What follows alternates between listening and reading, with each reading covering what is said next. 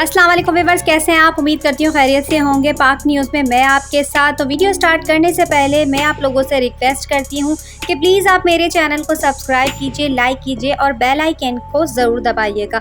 इमरान खान जज के सामने अपनी तकरीर करते हुए और जज इमरान खान की बात को बहुत ही तवज्जो और गौर के साथ सुन रहे हैं। तो दिखाते हैं आपको एक वीडियो।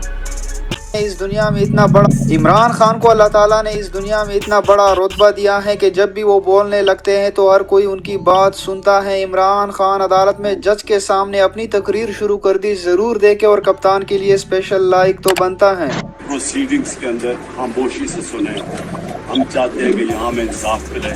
वो जो पहले इंसिडेंट हुआ है, जो भी वो आदमी को प्लान किया गया था उसने में नुकसान पहुँचाया, तो इस रिक्वेस्ट सबसे है कि तहम्मुल से, डिसिप्लिन से प्लीज प्रोसीडिंग सुने। Thank you. तो देखिए आपने ये इमरान खान की ये वीडियो। तो प्लीज़ मेरे चैनल को सब्सक्राइब कीजिए, लाइक कीजिए, बेल आइकन को ज़रूर दबाइएगा ताकि मेरी जो भी वीडियो होगी आपको हर वक्त मिल सकेगी। नेक्स्ट वीडियो में मिलते हैं। अल्लाह हाफिज़।